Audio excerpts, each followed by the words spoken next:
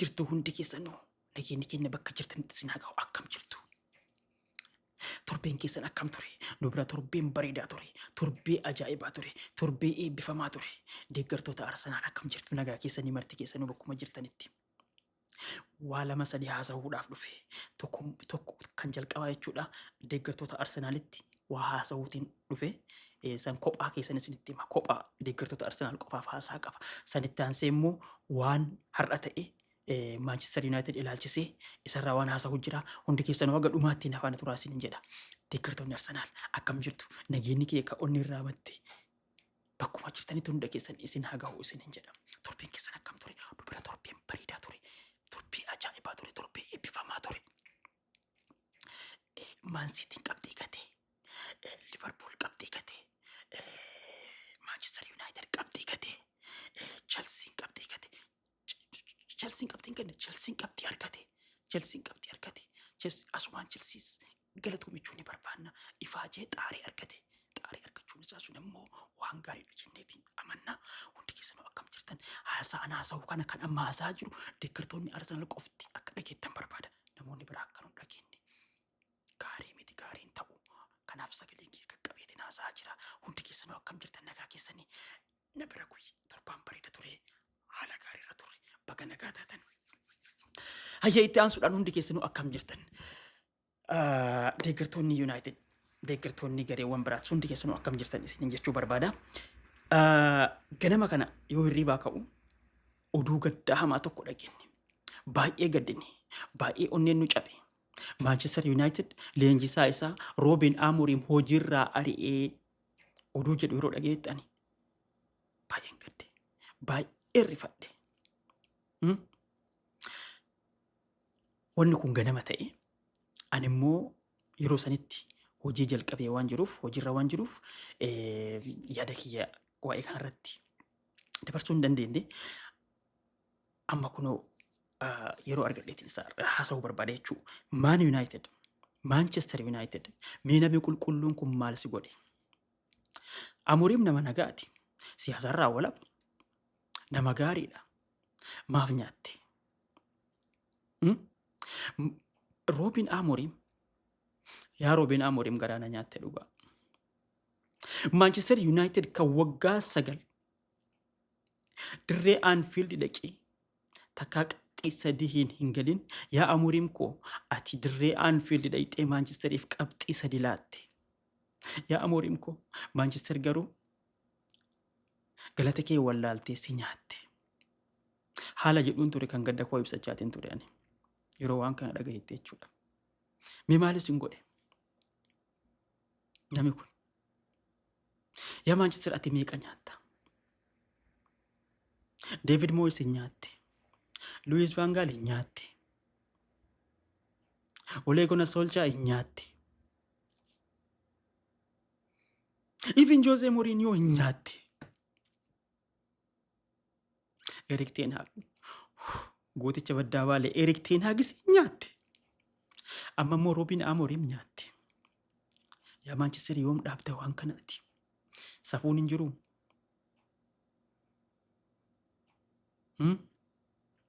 Okay, namichi kun kan amma ariitan gaafa inni Grimsby waliin Carabao Cup keessaa bahe maaliif hin ari'ina?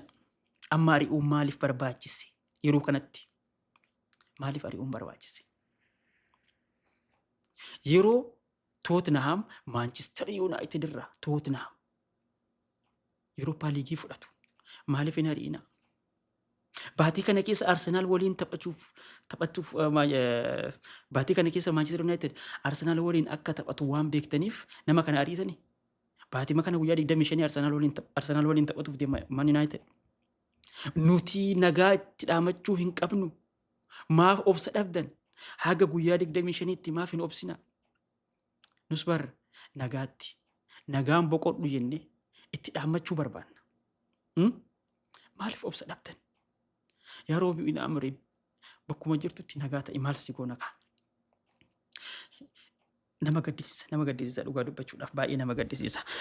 Asirratti jechuudha deeggartoota United irraa waa lama isin gaafachuu barbaada. Tokkoffaa Ruben Amorim ari'amuun kilaba keessaniin fayyadamu hin fayyadu jettanii yaaddanii haalan itti ari'amellee waliin argineetiin jirra. Kan biraa immoo isatti aansee leenjisaan kam akka Manchester dhufee leenjisuu barbaadanii waan jedhu akka gaafitti deeggartoota United gaafachuu barbaada. I think hundi keessanuu akka quba qabdanitti ari'amuu Ruben Amorim wal qabatee wanni guddaan haasa'amaatiin jiru kaleessa yeroo taphaa Leeds United waliin Manchester United taphate tokkoof tokko taphni sun xumuramee saniin booda yaada Ruben Amorim kennee ture tokko ture hundi keessanuu dhageettanii jirtan jedheeti yaada.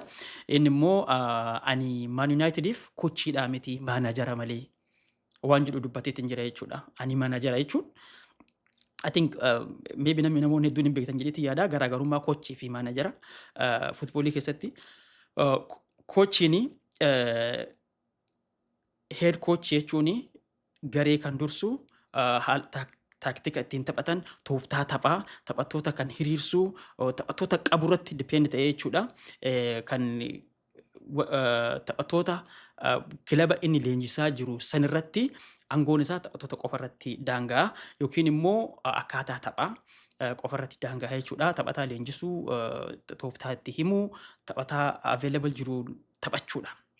Kochii jechuudhaan gabaabumatti maanajara jechuun ammoo kan full control qabu kan taphataan kan Manchester fakkeenyaaf Ruben Amorim yoo maanajara ta'e taphataan kan Manchester akka mallatteessuu qabu isatu murteessaa taphataan kan Manchester gadhiisee akka deemuu qabu isatu murteessaa taphataan kan immoo kontiraaktii isaa akka dheeressuuf danda'u yookiin immoo kilaba gadhiisee akka deemuu qabu kan muree murteessu maanajara jechuudha. Full control waan mararratti iyyuu qaba jechuudha.